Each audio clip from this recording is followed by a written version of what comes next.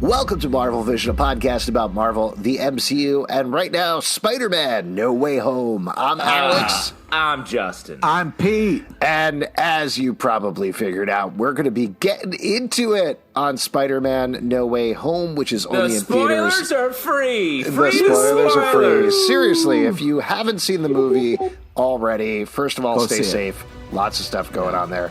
But if you have seen it, you can listen to this podcast. If you haven't, but want spoilers, you can listen to this podcast. If you haven't and don't want spoilers, turn off this podcast and wait until it's on Disney Plus or wherever it's going in a couple of months' time, because you aren't going to want to hear any of this. But Alex, really tell people how to live their lives. Well, and you know what? What's nice, Alex, is you have to feel good because you got to see it earlier before things got as scary. You know what I mean? That had to feel nice, right? Oh, you mean, yeah, you're saying I saw it Monday at a press screening. It was great. They sent a note beforehand. They were like, hey, just so you know, everybody has to have this vaccination status.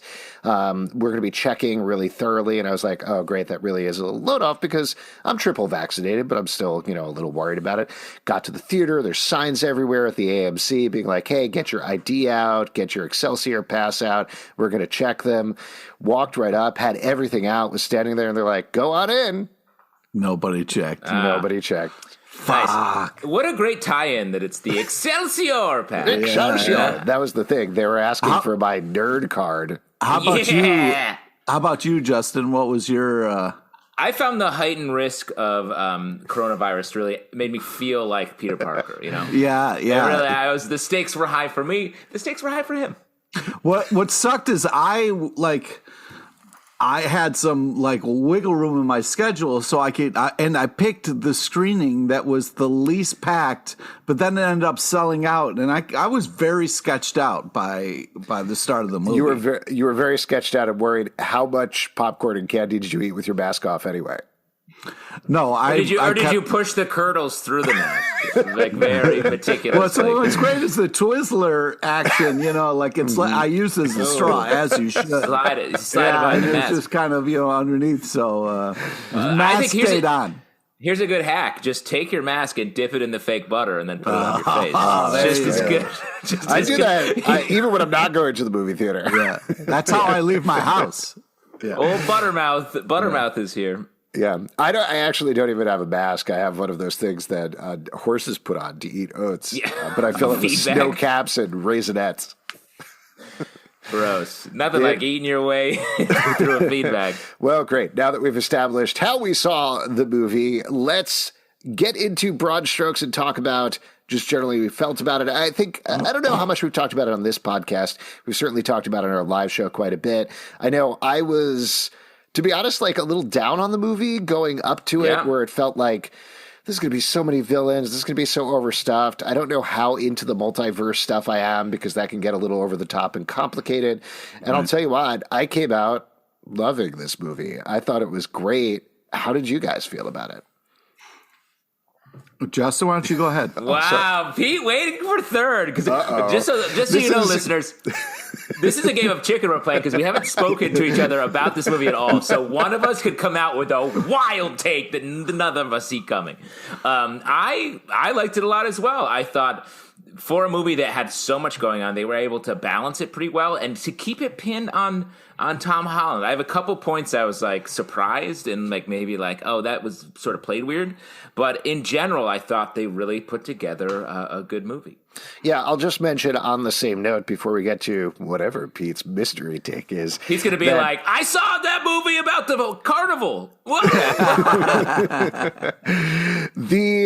I agree with you. That was the thing that really sold the movie for me is I was worried that in the mix of everything that's going on, not just the villains, now that we can talk about it, the three Spider-Men being there as well, that Tom Holland would get completely lost in the mix. Zendaya and Jacob Batalon, who plays Ned, would also get lost in the mix.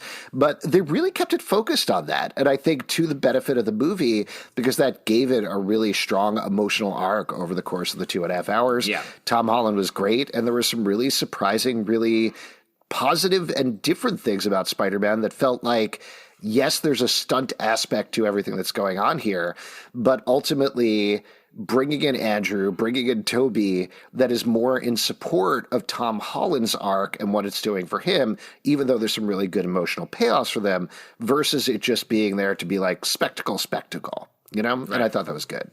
So, Pete, over to you. I very much enjoyed it right up until the end when he chickens out at the very end.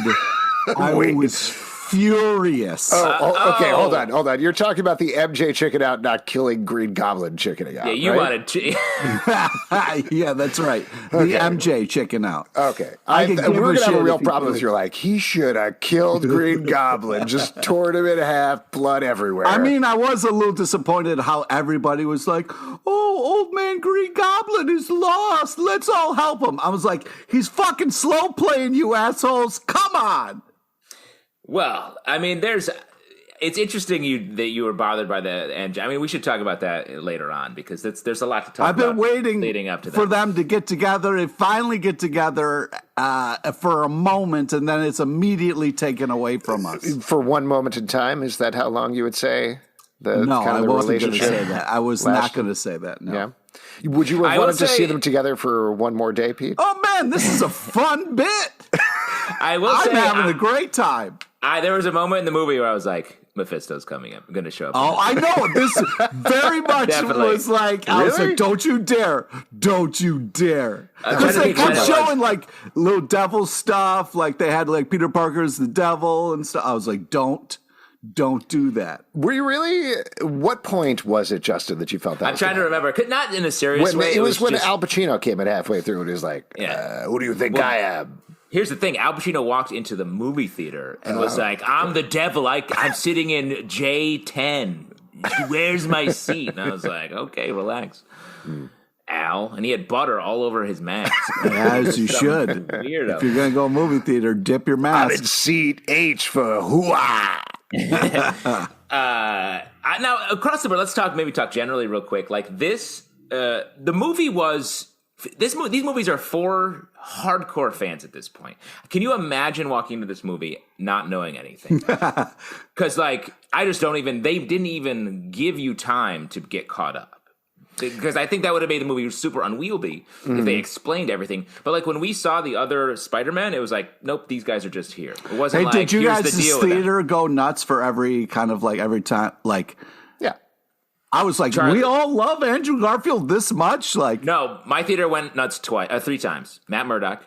Yep. Andrew Garfield, Tobey Maguire. Yeah. I was happy about the Matt Murdock. Yes. My theater went nuts when Dumb E, the little robot arm guy that Tony Stark made, came in. And that was it. Otherwise, nothing? No reason to anything. Wow. Well, you saw the special screening for all MIT graduates that were there for the hype about MIT. Yeah. As soon as they got to the science stuff, when the Green Goblin went nuts about halfway through, they were like, I'm not interested anymore. And they left. It was just me in the theater. Smart. I imagine you in a room full of other robot arm guys watching the movie. Just you and like 50 arms. Yeah. I tell you what, I finally turned into Zalbin, where, like, in every other Marvel movie I've been in, I've been trying to be nice to people as they were leaving, being like, hey, there's more, the movie's not over yet. This one, I was like, if you guys, at this point, if you don't know to stay for the whole thing, I can't do anything for you. I got even more annoyed about it, frankly, like, at being at a critics screening where you have to watch the whole movie to review the movie, which is the point of going to the critics screening. You all know this, even with the general audience. And I do want to get back to the point that Justin was making, because I think, yes, we're a decade into this. It's your own fault if you're leaving. You should know. But at the same time, people don't care that much. They're like, whatever. It's just going to be a couple of quick scenes at the end. It's fine. I'll catch it. I'll catch it on YouTube or something. Yeah. People won't come into casually this stuff. But if you're going into a thing where it's a room full of critics who need to understand this stuff to write about stuff, people still left. Like, as soon as the movie ended, they're like, nah, I'm out of here. I'm good.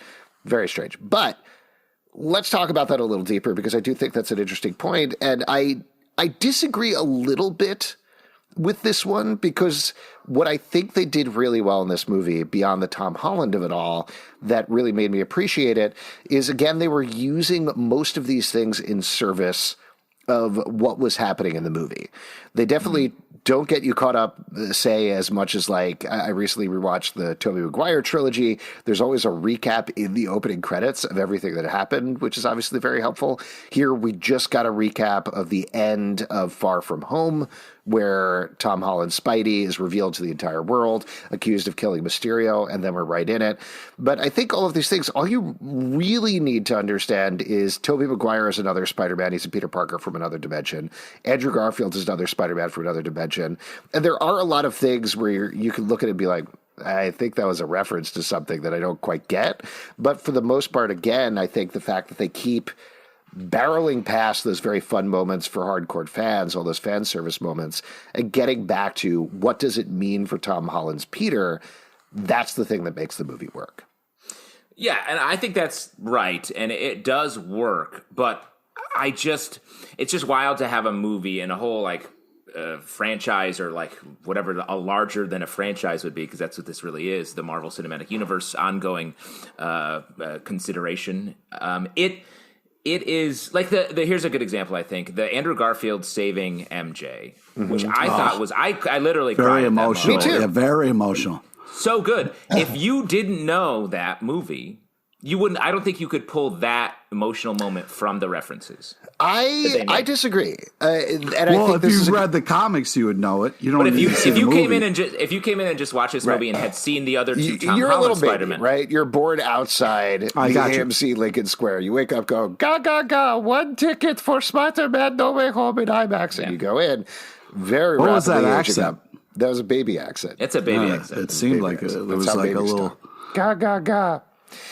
In any case, that all aside, I do think they set it up. Like Andrew Garfield's Spider-Man talks about it. He says, I lost my Gwen. She died in my arms. I couldn't save her. So there's the level of that scene working where he saves MJ. He's crying. And I think if you're smart enough, you could intuit and put two and two together. He saved this other Spider-Man's girlfriend. That's why he's crying. It's not going to mean as much to you as a moment, but I do think you will get it in terms of the plot. But then there's the deeper level of, yes, if we do know the comics and do even have a passing familiarity with the movies, of course we know. And then there's the even deeper level of, I don't understand these people, but the hardcore Amazing Spider-Man fans who know they shot it in exactly the same way as Gwen Stacy falling in Amazing Spider-Man 2, right? 2, yeah. Well, that's the Electric Boogaloo. Because to me, we'll remove that and post it. To me, I don't think it means as much unless you know that it is that exact same thing, and he got to do the save the girl. What's really killing me is the fact that we're talking about, for a lot of this movie, we're talking about love, and the Spider-Mans are all sharing what they went through for love. And Peter Parker, Parker getting towards this finally, is my big thing. Why didn't the three Spider-Men kiss? Is that what you're about to say? No. But I really wanted the three of them to point at each other a little bit like the meme, like, come on, have a little bit. They did do that. Pete, they did that when they were in the lab. They did the pointing meme. It was not as. I thought I agree with Pete on this one. They should have hit it harder. Yeah, I thought it was going to be a bigger. I think they barely harder. did it. Yeah, they barely. It could have been. It needed to be on the street. Have a little fun with it. Anyways, I'm going to let you go in a second. I just think it's very funny that Justin's like, how could anybody get this thing that's going on with Andrew Garfield that was set up in the movie? Also, they should have gone harder on the pointing meme that only people on the internet know. Yep. Well, okay. So there's a huge emotional moment that made me tear up, but I feel bad for the person that is like, why is this guy next to me crying? Because they don't understand the moment. A, B, referencing the Spider-Man meme. People know more about the Spider-Man meme than Amazing Spider-Man 2. I cried when they pointed at each other. I straight up cried. I started bawling. I would have if they would have lined it up better. But they need to line it up. Yeah, they need to line it up. But what was really killing me is the fact that, they're talking about love. They have these amazing moments on the roof, and she's like, you better come and get me. And he doesn't even try. And she might as well have been wearing a neon necklace that says, ask me about my necklace. And the fucking guy just walks out. What are you doing? I hear you. Do you love her or not, bro? Are you in love with MJ or not? You're screaming Yes, you are. unnecessarily. Not to call this out on the podcast. Do you have like a little thing up there where you can see how much you're peaking right now? Because yes. And I'm sorry for everybody's people listening at home. I'm just very worked up by the fact that he had love and just so casually walked out the door without it. But Pete, the whole point of the movie was I want him to get hit by a truck and die. I don't want him in the next movie. I don't want anything to do with him anymore. I was so upset, so heartbroken. Like, what are we doing? What are we doing? Here's what we're doing. Let me try to explain it to you in the way that I took it in. The whole movie was about his guilt and how he's affected his friends around him and hurt their lives. And they ride with him. They're like, no, I wouldn't change anything. We hear that line from them a couple times throughout the course of the movie. Aunt May dies. He feels because of him. Horrible he feels decision. Ultimate guilt. He feels ultimate guilt. You should never kill off Marissa Tomei. I don't care what movie it is. Isn't that what happened in My Cousin Vinny? Same thing, right? She got killed with a goblin glider. Yeah, and it's crazy how they justified it when it came out of nowhere. He's like, the two Utes, the glider Utes. No, but what I'm saying is when he gets to that moment in the donut shop, shout out to Greenpoint, where that donut shop he is right now. Peter Pan, yeah. Peter Pan. That's great. Been there many times. He sees them. He sees that they are happy. They're not happy. They're casual. They're not happy. No. Justin is saying that MJ and Ned are happy. I know who he's talking about. And no, they are not. They are pleasant. They are not happy. They're not skipping. They're not jumping around in excitement. They're kind of just fucking going about their daily lives. Pete, when you're happy on a regular basis, are you skipping? Yep. You're always skipping. Oh, I can picture that so clearly in my mind. Pete's skipping right now on this podcast. He's so happy to be talking Spidey. But they are happy enough, and he's like, I can't do this to them again. And so he is like, this is a classic Spider-Man thing to do. He takes the L. He takes the hurt because he thinks that his friends are happy enough without him. So he's going to go and live his life in a different way. And I got to say, they finally found a way to do 3 Spider-Man movies and then reboot the franchise without changing actors, which is literally what they did. In a way, I was like, I can't believe they went this hard, where he is now, nobody knows who he is. He has no relationships with anyone. And he's starting over as a new Spider-Man. But here's the thing, the little addendum that I'll throw there is we already know that they're working on a 4th Tom Holland movie, whether that actually happens or not. I think a lot of that is up to how much Sony is going to screw up this massive win that they've had over the course of this weekend. As we know from the past, they tend to do that a lot of the time. Mm-hmm. But that said, I think they're going to bring back Zendaya. They love Zendaya. They're going to bring back Jacob Batalon. They love him. And there is the note that he has their stuff in his apartment, right? Like, I think he still has a picture of them, if I remember correctly. And he definitely has the Emperor Palpatine from the Lego Death Star. So he is holding on to the memory of them, even if he sees...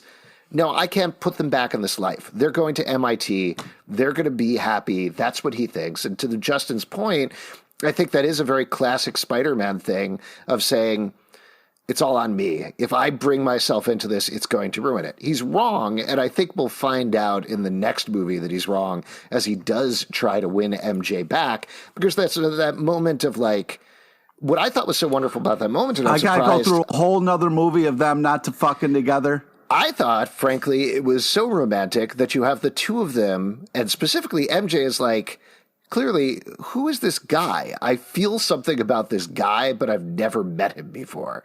And she's not going to break through the spell. She's not going to break the spell because then you need to deal with the ramifications of, oops, now all of these villains are coming back into the multiverse or whatever's going to happen. Instead, having that moment where they do recognize each other and they do have that connection and they don't understand why, or at least she doesn't, I thought was so beautiful and so romantic and wonderful. And then you're going to get this slow burn of them getting back together. Awful. Yeah. But now we get a whole, maybe you get a whole second romance.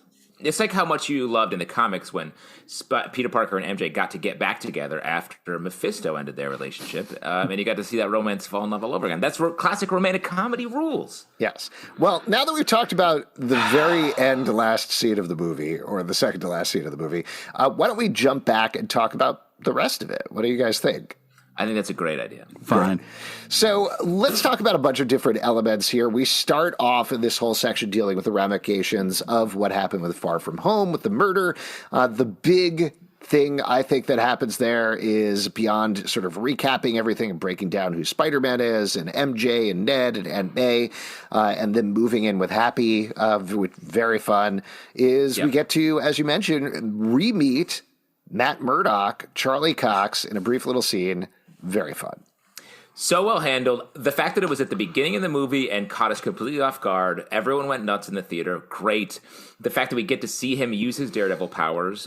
Awesome. Like, I feel like that scene was perfect. I loved every bit of it. The fact that we're going to, maybe this is a good setup for him to be a major character in the Echo miniseries on Disney Plus is very cool. That would make a lot of sense with the Kingpin being the villain.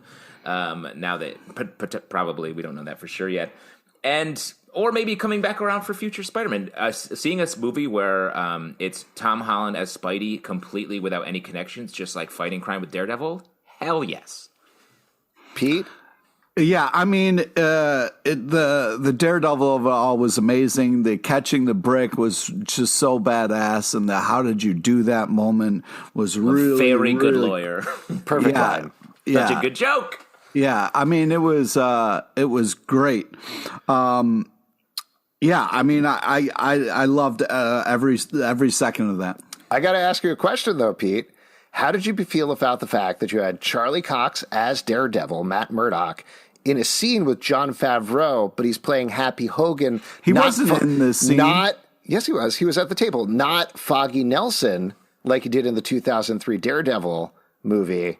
Was he there? Because I really wanted some kind of like Daredevil look at him. That's what I'm saying. It would have overloaded the scene. I know why they didn't do it. Yeah. But there's a little bit. Not necessary.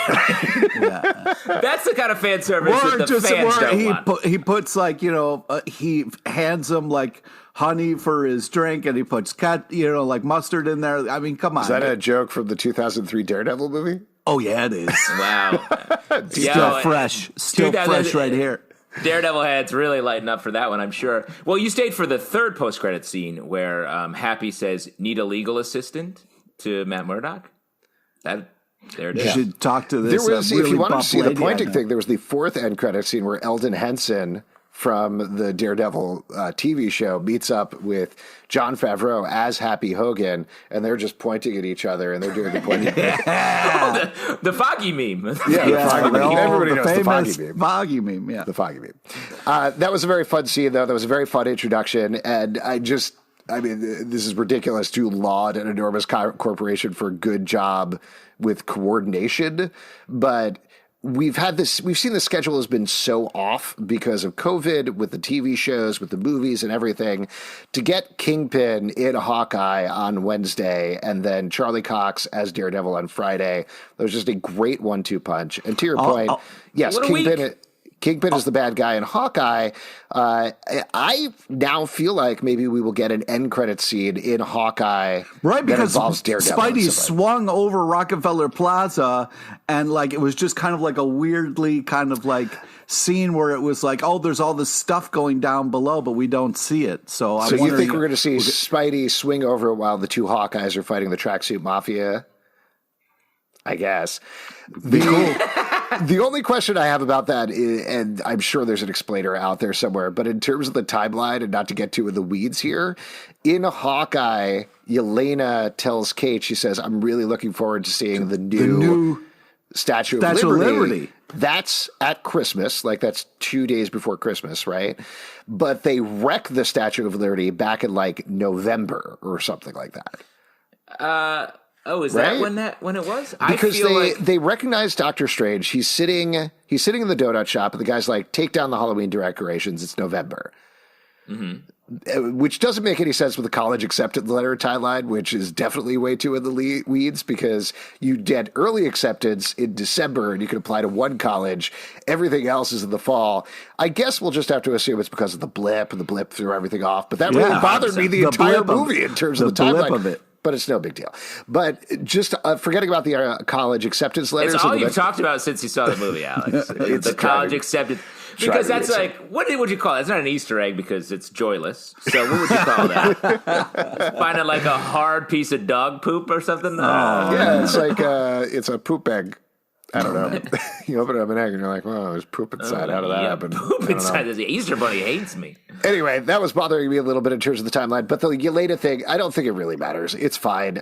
We learned recently, I don't know if you guys read this article, but there was an interview with the creators of Hawkeye, I think, where Marvel was like, yeah, you can use Yelena. We're not going to tell you what's happening in the Black Widow movie. Oh, also, we're going to do a post-credits sequence. Don't worry about it.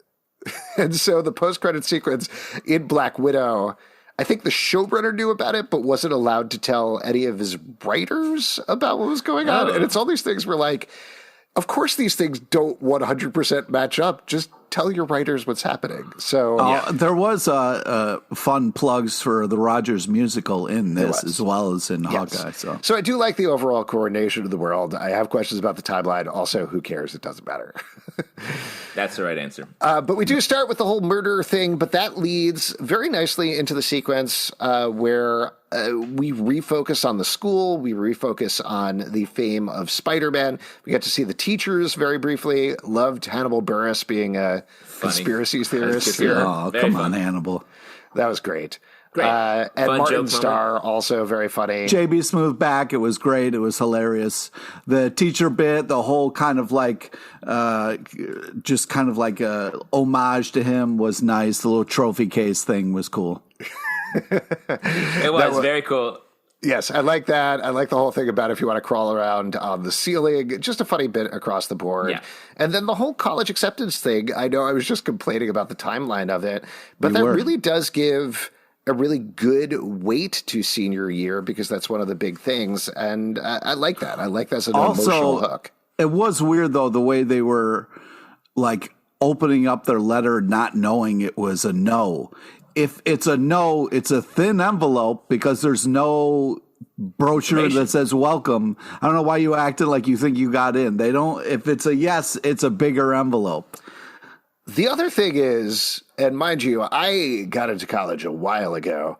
We did it all on computers. Like, I got the letter much later. Like, we just checked online and we were constantly refreshing the site to find out whether we got it in or not. I can't imagine that everybody is actually waiting for letters at this point in time. Right? What did you guys do? I mean, I don't know. I was letters, but I don't. Well, you had it brought by a man on a pony, right? Exactly right. Man on a pony. Wow. Yeah, I grew up in a pony society, sort of a circus man. He stood by his little well where he was wishing. With my weak teeth. Yeah, exactly. Yeah, I got an owl. I don't know if people. I don't know if they still do owls. Yeah. Nice. Great. Wow, we spent, 10% of the Spidey podcast talking about college acceptance? So that's pretty weird. Cool. Very cool. That's what the people want. But I agree. The emotional drive of all this stuff, they did a good job of just showing it and not having Spidey be like, I really got to help my friends do better, or like something. Like, it was just happening, and you could see it was stressing him out. Tom Holland is great at being a good hero who can have fun and fight these villains. And also having that layer of stress that Spidey always has boiling right underneath the surface. So we got to talk about this whole, like, witch, what was it, Halloween lights that looked like a witch with a goatee that was supposed to be foreshadowing for Doctor Strange. All right, go ahead, Pete. Well, I mean, either have like a couple of them that are going to be witches and then have a couple of vampires with goatees, you know what I mean? But having the, like, I don't know, that I was just like, wow, that is a crazy looking witch. Okay, hey guys, all right. I got bad news. Between college acceptance and your witch-like complaints, we've lost their track of what criticizing a movie is.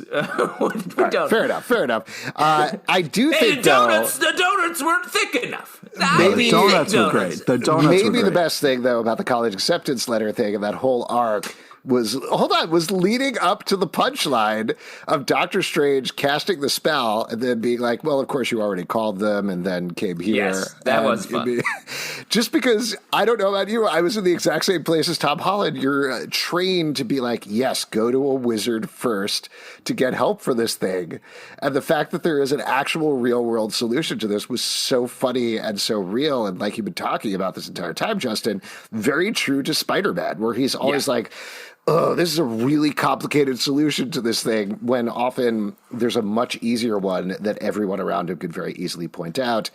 And I also just liked the another thing that I was a little worried about going in here was Doctor Strange mixing magic and Spider-Man. It's something that happens in the comics sometimes, but it feels like it could be an odd fit in the movie since he's been so technology-based up until now. But I think, again, it really worked because it was very supportive of Spider-Man's arc. Well, I really was thinking, like, you're really going to bother Doctor Strange with, like, college acceptance? Like, this is insane. But then the whole Wong of it all, where he was like, I'm going to do this because Wong, it turns out Wong is the Sorcerer Supreme, which is smart, and I'm glad to hear that. But he's like, well, while Wong's gone, I'm bored. All right, fine, Peter Parker, let's get into a crazy adventure. I thought that finally worked. I was kind of like, why are you bothering the Sorcerer Supreme with this kind of college thing that you're dealing with? But I thought it really worked once we saw kind of Wong. So I went from being skeptical to like, oh, this is fun.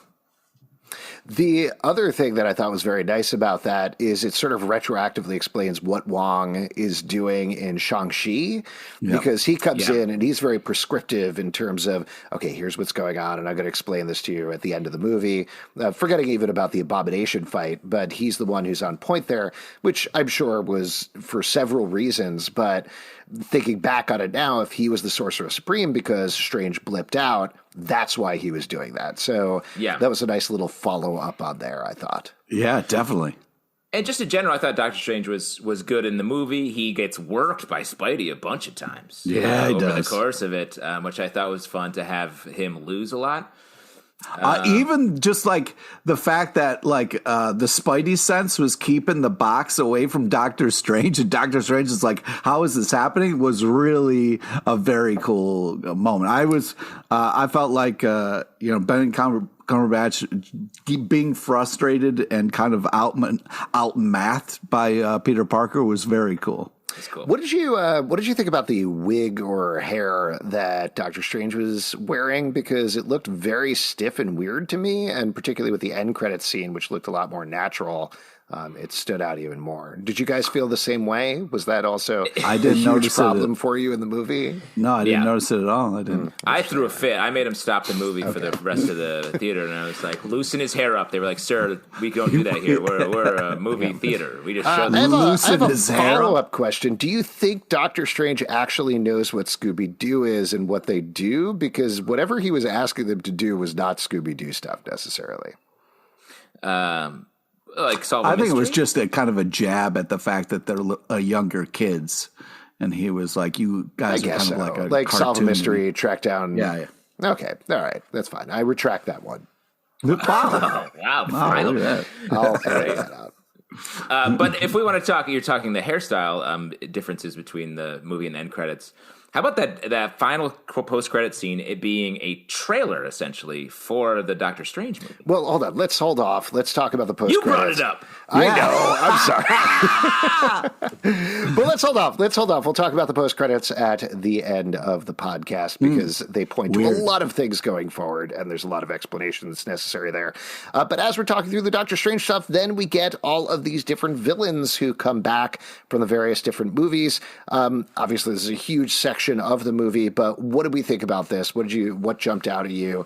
You get Doc Ock, you get Green Goblin, you got Electro, you got Lizard is already there, Sandman, tons of stuff going on. Thomas Hayden Church coming back huge. I thought when we didn't see his actual face for the whole movie, I was like, what, they couldn't get him? He got his voice, they couldn't get his face. And then we see him at the end. It was cool. I liked that he was sort of with Spidey for the early bit, and then went a little bit villainy, very true to the character, and he was like the smallest role basically of all of them. I thought Willem Dafoe crushed it Like, he was scary. He was scary at points. Dude, his face after he was getting punched and he liked it, that was some fucking creepy The camera shit. was so close to him, and he's just acting with every muscle on his face. I thought his performance was right up there with Tom Holland is my two favorite in the movie. Also, speaking of like similar shots, when you get like him walking away from his goblin thing, like Peter Parker walked away from his costume,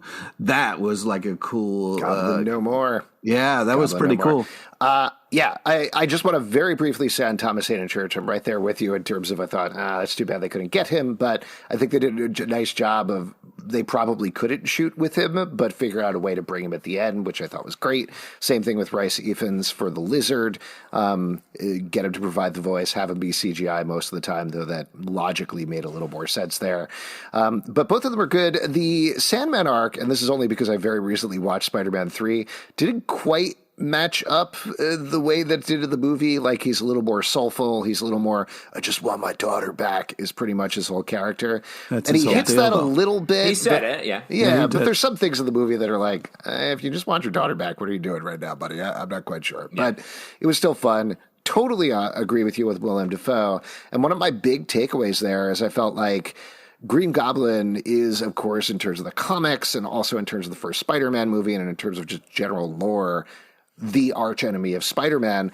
I thought this was such a perfect way to bring Green Goblin into the MCU without having to overload it with a bunch of Oscorp and Harry Osborn stuff and Norman Osborn stuff. You do it, you nail it, and you move on to whatever the next thing is. I want to say, like, having all the kind of villains in the same room, kind of like quipping back and forth and stuff, was really a lot of fun. Like the whole bit about being like, man, you got to be careful what you fall into, where they were just talking about like how they became villain. Well, I fell into this. Well, I fell into that. Just hysterical. And then when MJ was like, you are literally in a wizard's basement, was just fun. Wizard's dungeon. Sorry. Very funny line.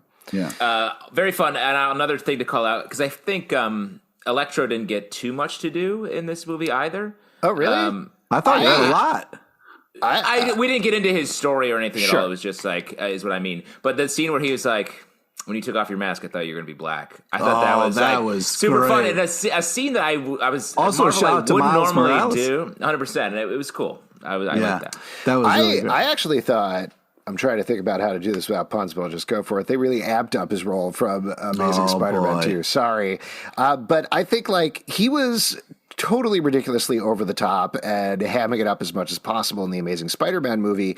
Here, part of it is the sound, like just the reverb they gave his voice throughout the entire thing. But just Jamie Foxx letting him be himself instead of some weird blue electrical thing like he was in the Amazing Spider-Man movie. He was good. Like, he was the villain just below Willem Dafoe's Green Goblin, who is just going for it. He's the one who's like, I'm evil. I want to be evil. I want to suck all the power in the world. Let's do this. And I really enjoyed his performance a lot while I was watching it. Yeah, I also like the little like jab they took. Like, wow, you're just like super jacked now. Nobody's going to say anything. Okay, cool. The other villains, just to talk through them. We mentioned the Lizard. Very fun. A little bit of a side shout out to Elliot Kalin's very famous battle with, is it Sauron, where Spider-Man's like, why do you want to turn everybody into dinosaurs? You could cure cancer. He's like, but I don't want to cure cancer. I want to make everybody into dinosaurs. And that was kind of the Lizard's arc. Every time there was something, he's like, I want to make lizards. That was funny. Yeah. Very fun. And what did you think about Alfred Molina's Doc Ock coming back? I thought they paid a nice homage to the character being like someone that Peter Parker really liked and connected with before his suit went haywire. And the fact that he ends up being sort of a hero at the end was really cool. Though it did highlight the fact that, like, oh, right, we're saying his octopus arms are evil and they've taken over his human brain. That's weird, but that is what the movie did. That's what they did. Yep. So, okay. That gets into one of my absolute favorite things about the movie that I was bowled over is probably too strong, but so impressed by was what? I'm wondering if we're going to say the same thing right now. Go ahead. Oh, we're definitely not. Say it at the same time. Say it at the same time. Ready? 1, 2, 3, the fact that Tom Holland's character really tried to cure everybody. Oh, Pete, I thought we were talking about the same time. Okay. What were you going to say, Pete? For some ice cream or a car you were or something talking like about that. something you loved, and I was talking. I figured it would be something that I hated, but go ahead. I'm sorry. No, the idea that they kept drilling in on, and it's not exactly this, but like I kept thinking about, he's, whether you want to use a phrase with the comics like Ultimate Spider-Man or Superior Spider-Man or something like that, he's the Spider-Man that's really versus Tobey Maguire's Spider-Man, who's stuck in being like, I'm Peter Parker and I have angst. And same thing with Andrew Garfield, but even more so. This is showing a different way. And I thought that was so wonderful and true to a different side of Spider-Man that we never really get to see the scientist version of Spider-Man, the one who comes up with creative solutions to stuff.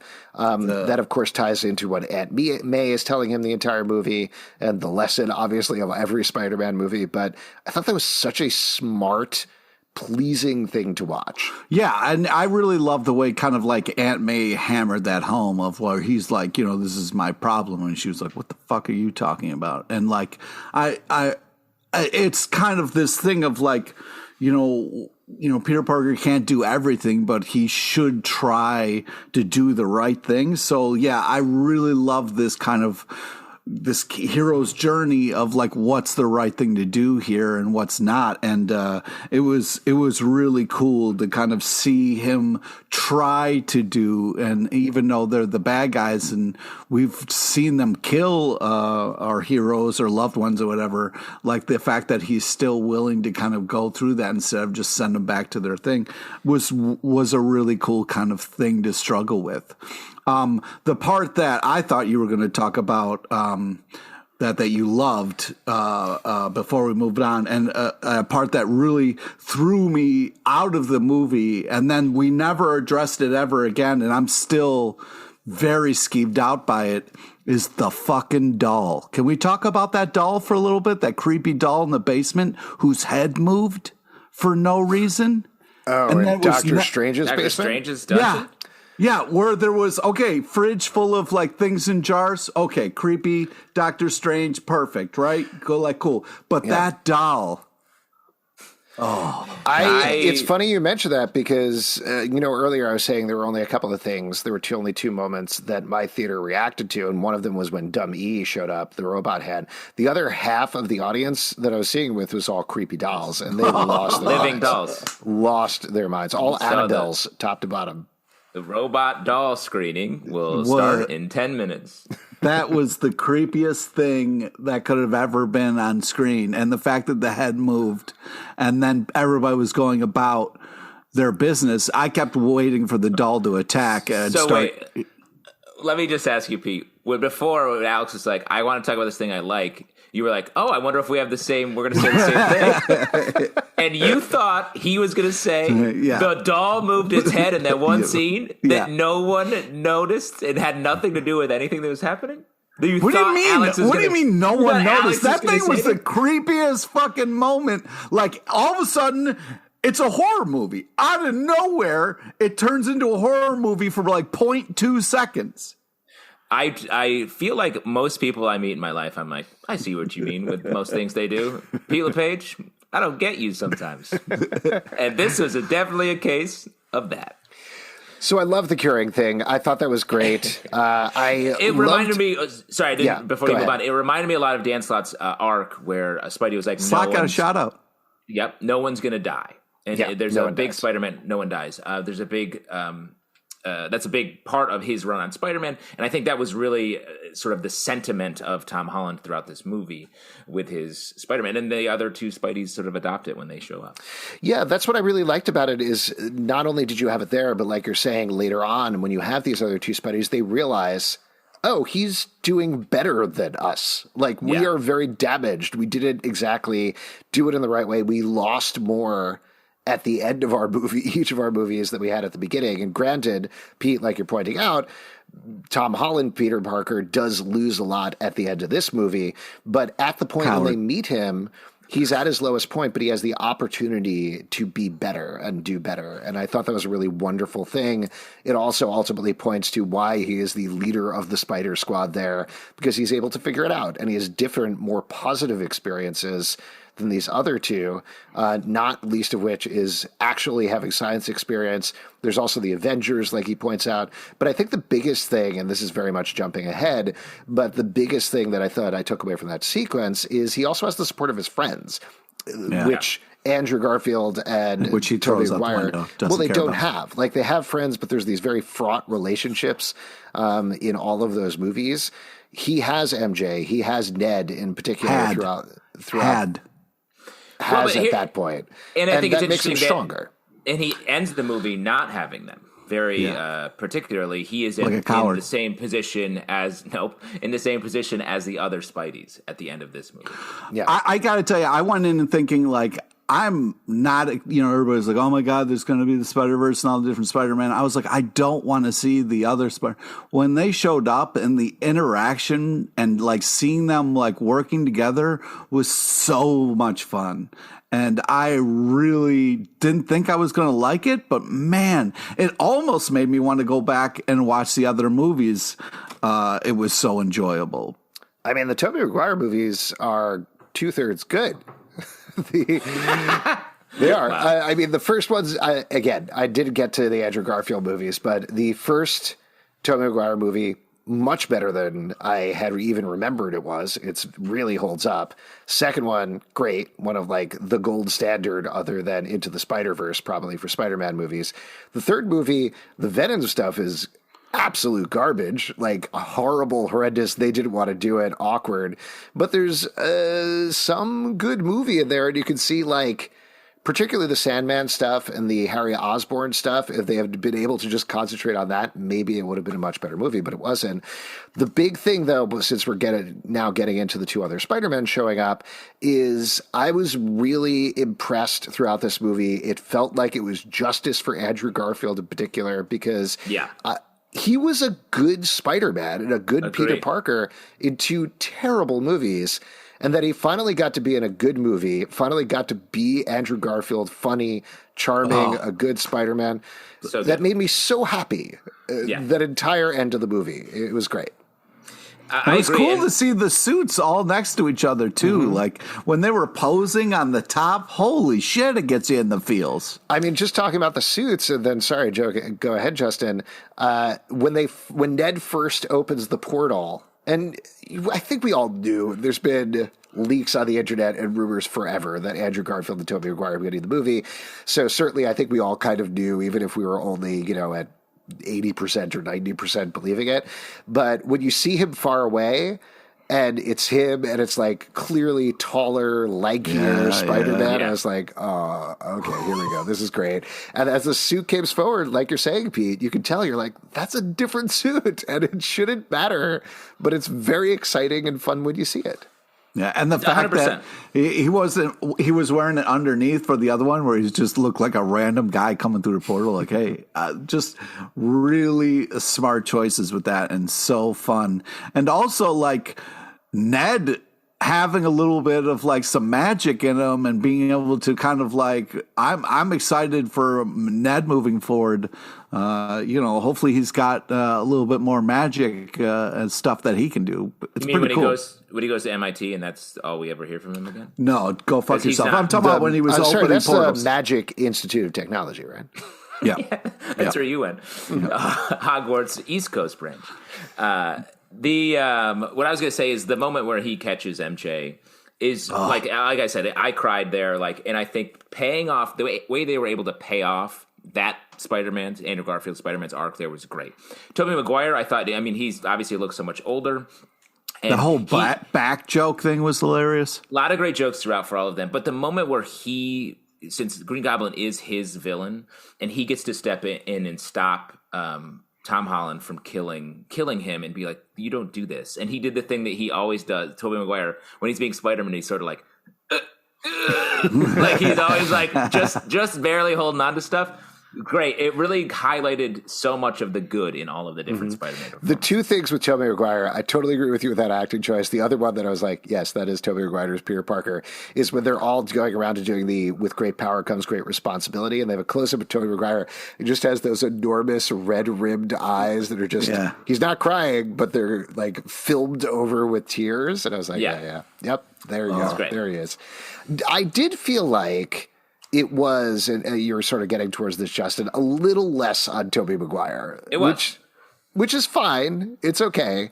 I don't know what they necessarily needed to do more to give him the same emotional payoff.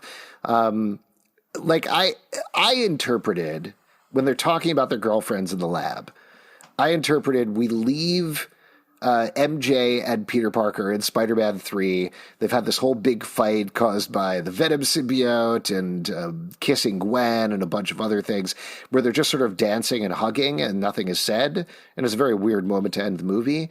But my interpretation of what he's talking about is that beyond that, they kind of made up. And they've still had some hard times, but they're moving forward, right? They say they started a family. Together, right? Oh, does he say they started a family? Yeah. Yeah. Really? Are you sure about that? Yeah.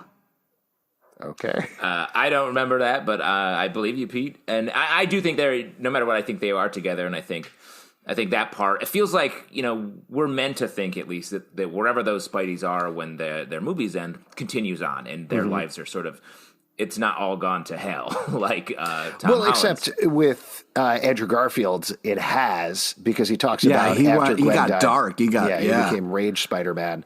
So Yeah. regardless, though, we do get that emotional payoff for him, which is really nice. Him doing, like we mentioned earlier, the conversation with Max, I thought was really good, even though that's a terrible plot point they keep making fun of.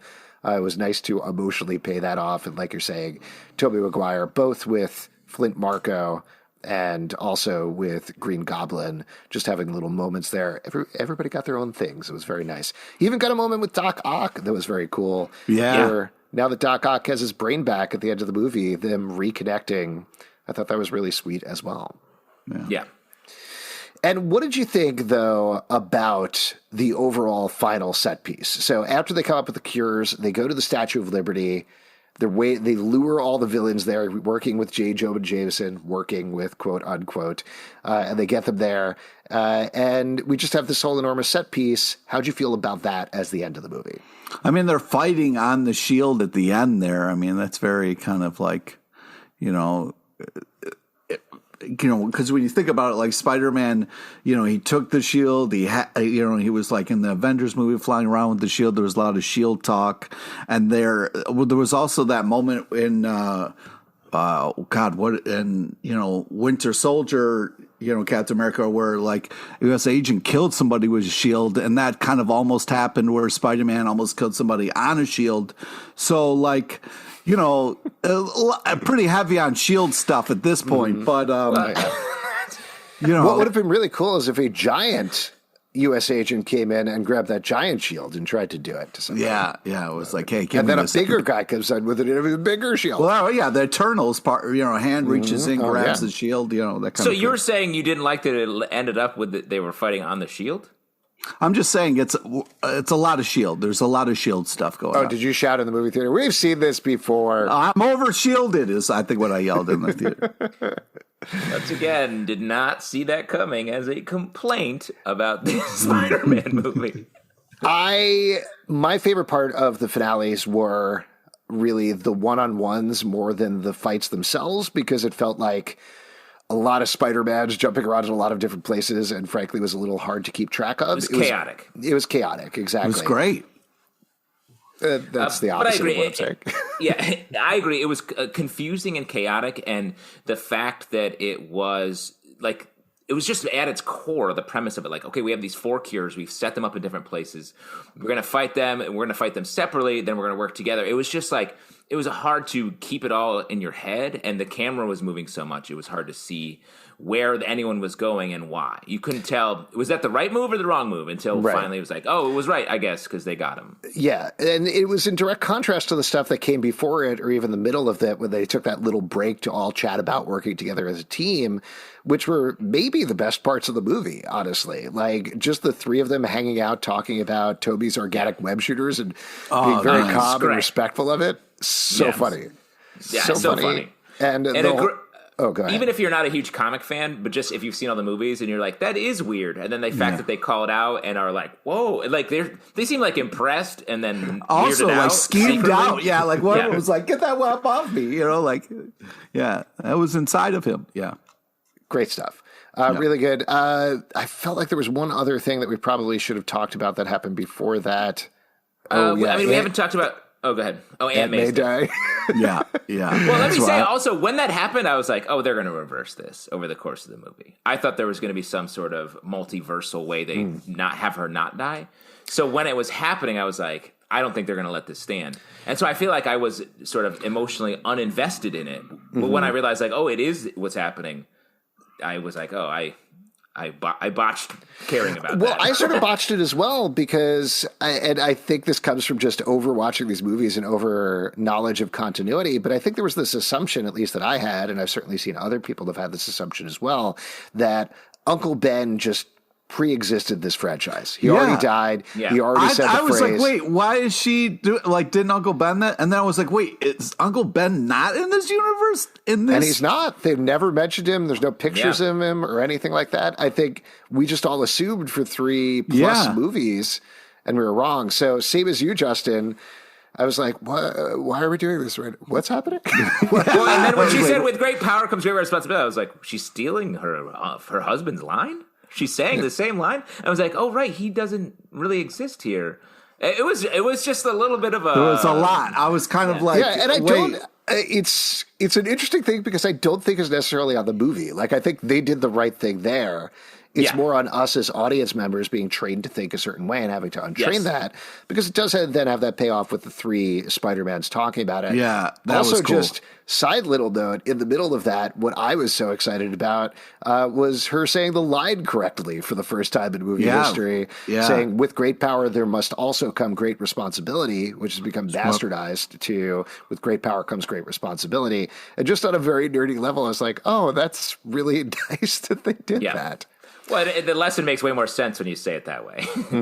Because the way they've bastardized, like you said, is sort of like, once you get power, you get responsibility. It just comes to you. And it's like, oh, what? Okay. And it's just like, you actually have to work for it, is the idea. But it would be like, this moment, I feel like it'd be like if in the next Batman movie, they were like, yeah, and then Martha clearly sits over there in the Batcave, and she's just alive and cool. Well, it was also weird because it's like, I'm dating Alfred now, she said. We had the other character say, go get him, Tiger, and then we had Aunt May do the responsibility line. So it was kind of like, it was the thing that almost in a weird way frames it as is that Tom Holland's MCU Spider-Man is the alternate universe Spider-Man. Like, you have these almost main continuity Spider-Mans with Tobey Maguire and maybe even Andrew Garfield, and then Tom Holland's the other one, which is interesting. Isn't that the point? That's sort of the point of the movie in a way. And especially the future movies. I can't believe you're going to kill off Marissa Tomei, though. I mean, come on, it's Marissa Tomei. No, the actress lived. She didn't. That wasn't like her dying. It was just the character. Yeah, she was very badly injured, but she didn't die. Just like Tobey Maguire, who gets stabbed by the goblin glider, and he's like, "Poof, I'm dead." And he's like, "No, I'm not. I've been stabbed many times." Yeah, I was like, "Oh, weird." Was there a point? Yeah, that was weird. Mentioning that. Was there a point where they were going to kill off Tobey Maguire, and they just decided, it's too sad. Yeah. Well, yes, but also it would have been weird. It's like, oh, this body's just here, and then the dead body goes back to where his universe. Just a quick shot of Kirsten Dunst being like, but it was also.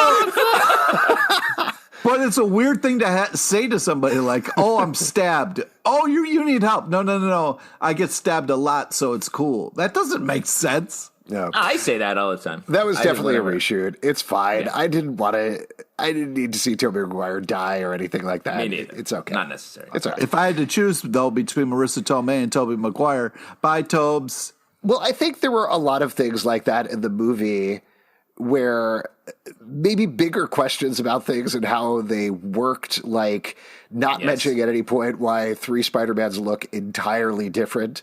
That's one thing. Also, how the spell works in general, because Peter Parker seems to be able to get food and apartments, but also is erased. Are there people at his school who are like, who are these transcripts for? All of these questions that I have that ultimately I think come down to, would they be fun to explain right now? And the answer is no, so don't waste time with them. Exactly. And it's also a magic spell, which I think it's not like science did it. Like, you could imagine the magic spell fixing those problems, because the whole point of the spell is to make Peter forgotten. Also, so I think that's a good way to just buy into it without... and they can save, just real quick, they can save that explanation for the next movie. Like, if that is something that is going to affect him, and I think it could, in a big way, in a really interesting way, you explore what that means and how he has to deal with that, and how he's like, I'm trying to get a job. There's no record of you whatsoever.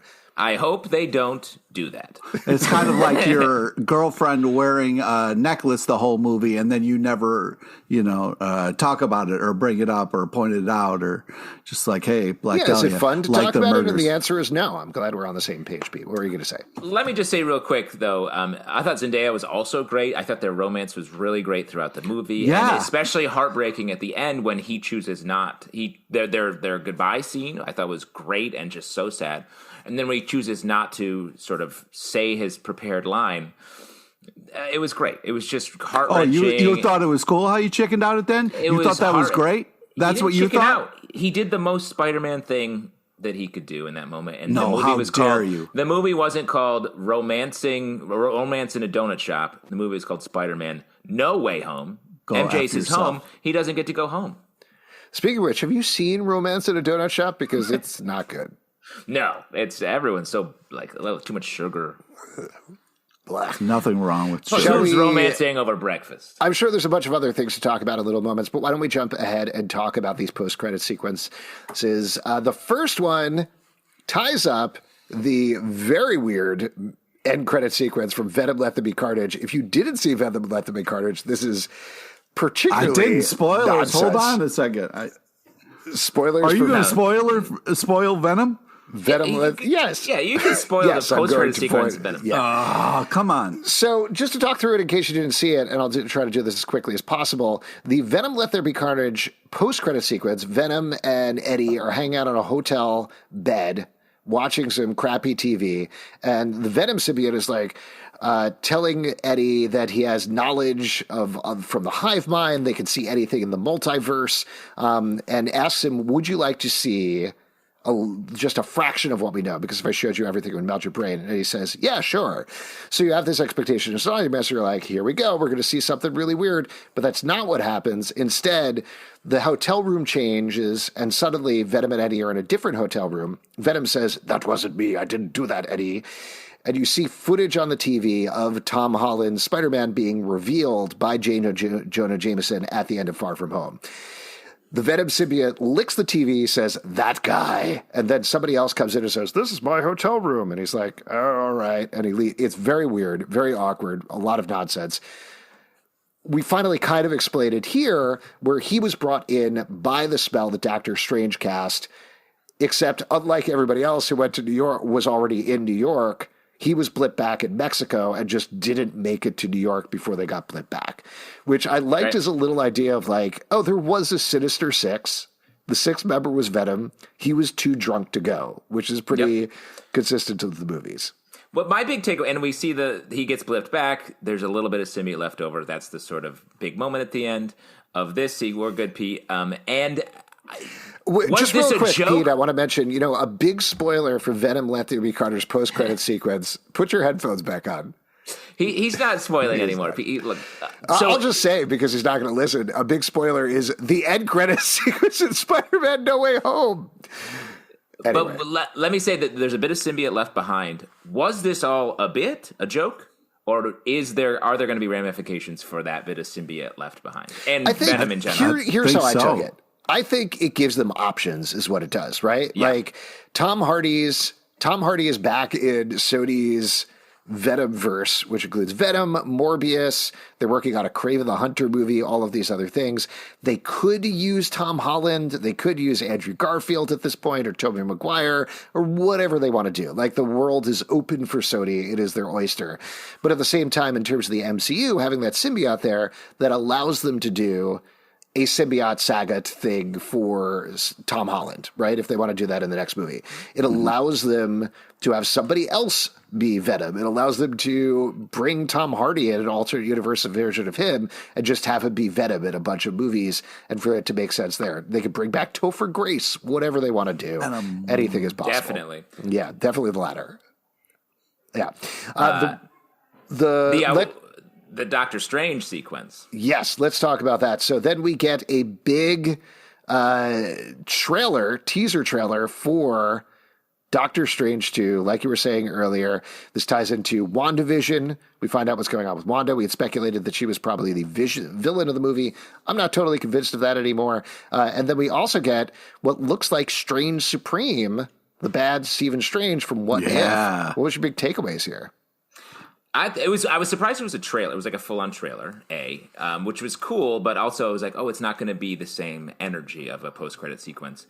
The reveal of Strange Supreme I thought was great and a much more exciting villain than Wanda Maximoff. And the idea of Doctor Strange and Wanda teaming up is great, I think. Yeah, very cool. I definitely like that. And I wasn't mad at the fact that we got a lot of extra stuff afterwards. Give me a trailer at the end. I don't care. Awesome. A couple of very quick Easter eggs, and then we'll wrap up here. So there was some graffiti throughout the movie. There was Ditko for Steve Ditko. There was G. Kane for Gil Kane, two famous Spider-Man artists. Slot. The license plate on the car that the college admissions officer was in. You guys saw where it was written Slot on the wall, right? Was it? Yeah. Oh, nice. 63 ASM 3, which is Amazing Spider-Man 3 from 1963, which is the first appearance of Doc Ock, and then Doc Ock shows up right after that. Also, Peter, I think, is wearing the same suit Tobey Maguire did in Spider-Man 3 when he goes to talk to the admissions officer, which is pretty cute. We didn't mention this. I think everybody picked up on it, but Electro's electricity looks like his classic costume from the comics. Yeah, it got like a little Also, another thing that was very fun, this doesn't happen in the movie, but Ned Leeds in the comics becomes the Hobgoblin, stealing the Goblin Glider.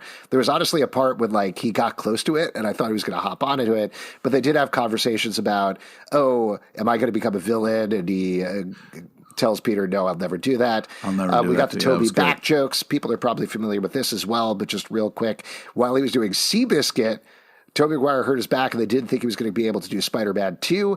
He was able to do it, but the other option was Jake Gyllenhaal, who became Mysterio in Far From Home, so that was fun. They had back jokes in Spider-Man 2. The back jokes are back. I don't know if you guys noticed any other. The only ones that I was able to catch when the cracks were opening the multiverse, I definitely saw the classic Scorpion, also classic Rhino, not Paul Giamatti type, was there. Did you guys see anybody else in the cracks? Or there was like looked like a kind of like a spear or something that looked like Kraven the Hunter or something. A man like that. holding a scepter, or something. I wonder if it was Kraven. I was trying to think who else it could be because I feel like they were maybe that was more forward casting into what other stuff we may see in the upcoming MCU, but I don't know who exactly. It could be maybe Adam Warlock, famous for having a scepter sometimes. Yeah, I don't know why he would come through for Peter Parker necessarily, but I guess it's possible. I thought that was just cracks. I don't know if maybe they were coming. No. It was supposed to be anybody who knew that Peter Parker was going to come through. I get all that, but I just felt like if I'm at Marvel, I'm looking forward into other movies as opposed to being like, here's more of that plot you heard earlier. Also, speaking of classic comic book characters, Spider-Man is wearing his classic costume, I think for the first time ever, maybe, the classic blue and red at the end of the movie, which is very exciting and very fun, as he swings over Rockefeller Center, where may or may not swing over the Hawkeye finale. I guess we'll have to see, Pete. Also, Feast is the place that Aunt May is working. That's directly from Dan Slott's run on the comics, where she also works there. There's no Oscorp in the MCU, which was kind of interesting. This is sort of a non-Easter egg, but originally the Oscorp building was supposed to be in Avengers, but they couldn't work out the deal with Sony, so they took it out. It was in there, and they actually took it out digitally. So Maybe a little joke on that. I don't know. And then the last one that I'll mention that I thought was really fun, Flash Thompson's book is called Flashpoint. Yes. Which I thought was not negative, but like a little dig at the fact that they're doing all this. Hold on. They're doing all this multiverse stuff when DC has been working on a Flashpoint movie for almost a decade at this point and haven't actually gotten it off the floor. They got there first, so they got to write the book about it. I think it was like Flashpoint, there's many Flashes.